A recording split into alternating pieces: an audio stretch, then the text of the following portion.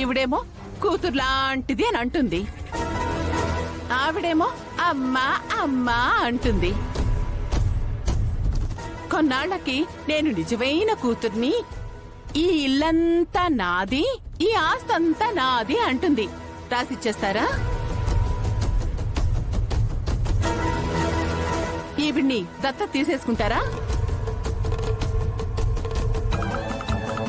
అందుకే అడ్డమైన వాళ్ళని ఇదిగో ఈ ఇంట్లోకి చేర్చొద్దనేది. వైష్ణవి, ఈ మాట మాట్లాడొద్దని నేను నీకు చాలా సార్లు చెప్పాను. ఎవరు అడ్డమైన వాళ్ళు?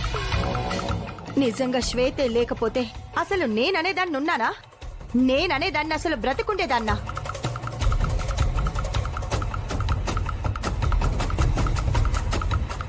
చిన్నప్పుడే నా కూతుర్ని దూరం చేసుకున్నాను.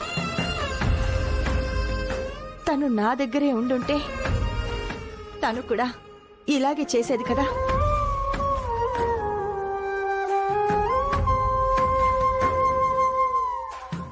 హాస్పిటల్లో నాకు కిడ్నీ ఇచ్చి శ్వేత నా ప్రాణాలు నిలబెట్టింది. ఇప్పుడు నిజంగానే నా ప్రాణాలు కాపాడింది.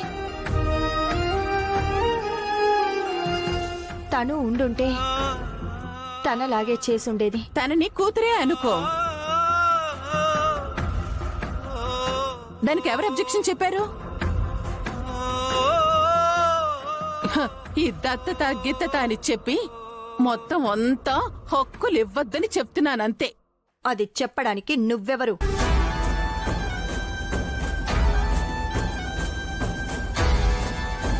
ఇప్పటి వరకు తన్ని నా కూతురులానే చూస్తున్నాను. నాకు ఆ ఆలోచన లేదు.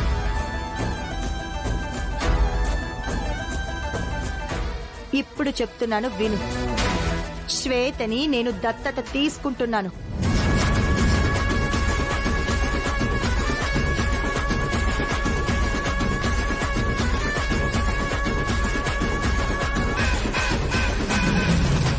అమ్మా, ఆవేశపడకమ్మా. ఆవేశం కాదు పల్లవి. వైష్ణవి విషయం నీకు పూర్తిగా తెలీదు. ఇప్పుడు కాదు, మొదటి నుంచి కూడా ఉంది. ఇంతకు ముందు నీ విషయంలో కూడా తను ఇలాగే మాట్లాడింది. ఇప్పుడు శ్వేత విషయంలో కూడా మాట్లాడుతోంది. అందుకే చెప్తున్నాను, నేను దత్తత తీసుకుంటాను.